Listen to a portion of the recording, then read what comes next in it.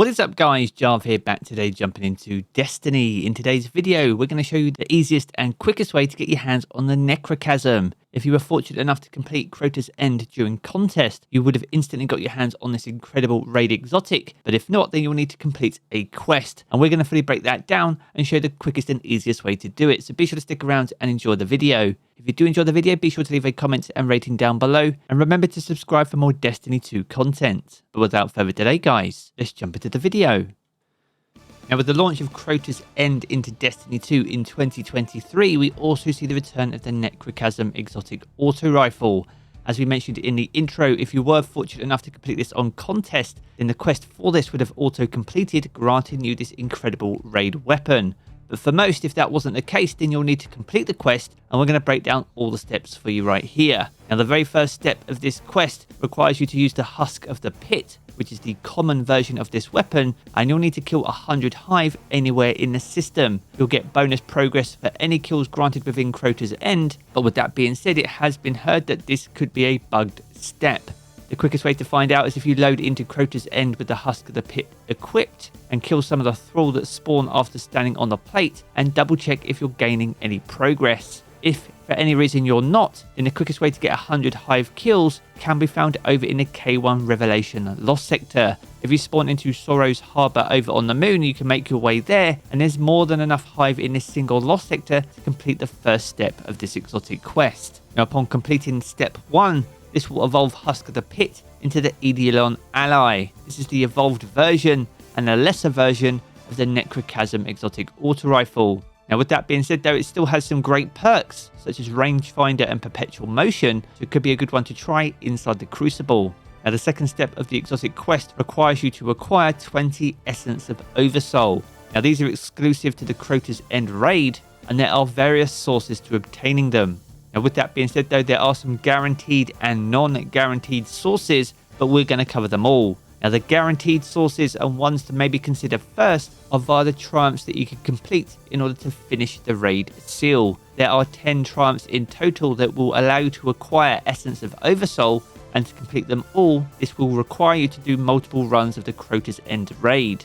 Now, I highly recommend starting with these challenges first, not just because they're guaranteed, but because by just running multiple attempts of the Crota's End raid, you'll earn additional Essence of Oversoul just by completing raid encounters. This is because Essence of Oversoul is an RNG drop, which means that even if you complete the raid on a character, you can rerun it on the very same character and still have a chance of the Essence of Oversoul dropping upon encounter completions. There are multiple encounters within Crota's End, and the biggest question here is which is the most efficient to farm to obtain all the Essence of Oversoul that you need, not just to obtain the weapon, but also to complete the Catalyst, as you'll need to earn plenty of this to also complete the Catalyst requirements. Now, with that being said, any Essence of Oversoul that you do earn is always retroactive. This means it will contribute towards steps to acquiring Necrochasm itself, or also completing the Catalyst. Now, as for farming Essence of Oversoul, the quickest and easiest way that we found so far is by farming the Death Singer encounter. This got completely reworked in the 2023 version of the raid, with the Death Singer now being a full-out boss. Now, if you haven't run the Death Singer encounter just yet, this requires you to juggle the Chalice of Light until members of your fire team become enlightened. Once you have enough players enlightened, you'll find the preservation node down in the middle of the arena, which will allow you to preserve the chalice itself. Now, as well as players becoming enlightened, you'll need to locate Shield Singer wizards. These could be found in the towers behind the green barriers. You'll recognize these from the main corridor that you would have passed to get to this encounter. And in the very first DPS phase, you'll need to take out 3 wizards at the very beginning. Now, the amount of wizards required to trigger DPS will increase up to a maximum of 5. But we fully intend to take out the Death Singer in a single damage phase. Now, to get in the arena first though, you will need to take out the Blistering Knights. An important thing to remember for the players that are enlightened and are due to take out the wizards is that once you pass that barrier, this will remove your enlightened buff and you'll become drained of light for 45 seconds. Now, you will need to locate all 3 wizards, and some of the rooms will house Shriekers. And if you see a Shrieker, then this is an incorrect room. A great way to identify them is by checking your radar. Shriekers are technically a vehicle, so if you see a circle dot on the radar when you're close to the tower, then this will not be a wizard. Now, once you've identified and located all 3 wizards, the 3 enlightened players can pass through the barriers and will need to take out all 3 wizards, ideally at the same time. This will trigger damage, which will also start a 45-second timer for us to reach certain damage thresholds.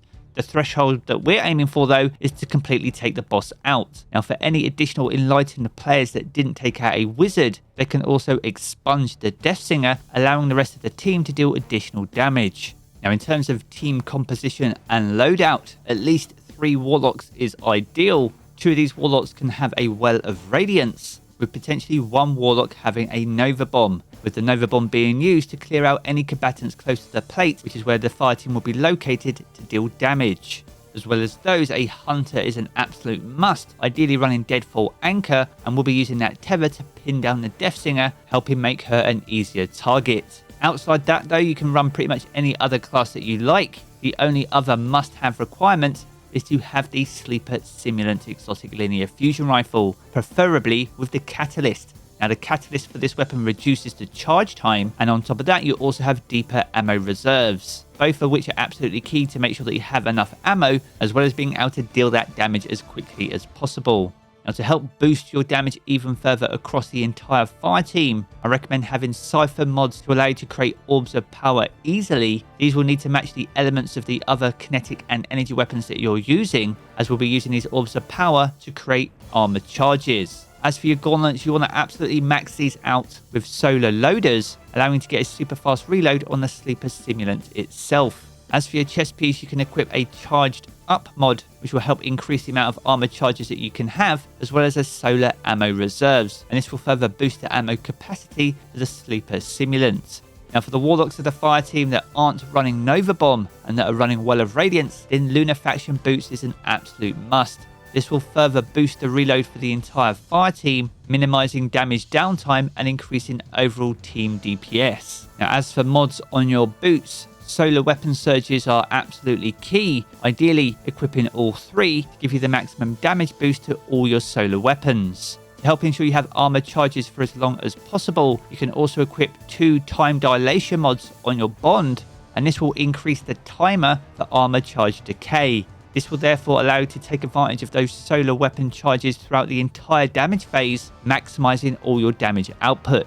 Now, the only exception to this loadout will be the Hunter running Tether, and I highly recommend that they become your Divinity gamer. Kick-off damage, they'll want to tether the Deathsinger and instantly switch to Divinity to further boost the team's damage and also encase the Deathsinger in an Arc Divinity cage. The tether will help pin the Deathsinger in place, with Divinity providing an absolutely massive crit spot for the rest of the fire team to hit, and you want to unload all your heavy ammo as quickly as possible. Now, if you do run out of heavy ammo during damage, then I do highly recommend switching to a fusion rifle, ideally Riptide or the Cartesian Coordinate, as these are 2 very strong fusions and are great for dealing additional damage during boss phases. Now, if you and your fire team have set this all up correctly and pulled it off, then you'll have absolutely no problems in taking out the Deathsinger in a single phase. The longest part of this encounter is enlightening the players and locating the wizards to trigger damage, but once damage is up, you'll be taking out that boss in a little under 45 seconds. It's a super fast bake,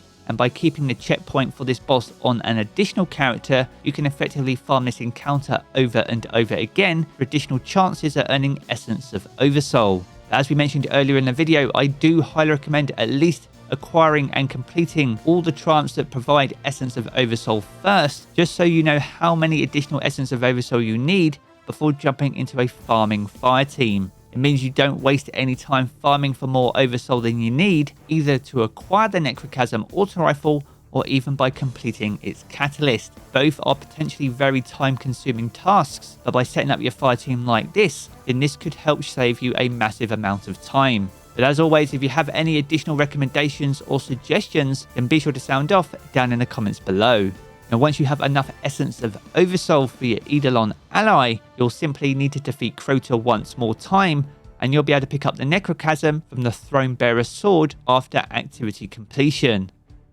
So there we have it, guys, a good look on how you can get your hands on the Necrochasm and, more importantly, easily farm that Essence of Oversoul. Now, if you've enjoyed this video, be sure to check out one of the 2 videos you see here in these cards for more Destiny 2 content. And if you want to keep up to date with everything to do with Destiny 2, then be sure to hit subscribe as well. I'm going to jump into the game as always, guys, and I will catch you all again very soon.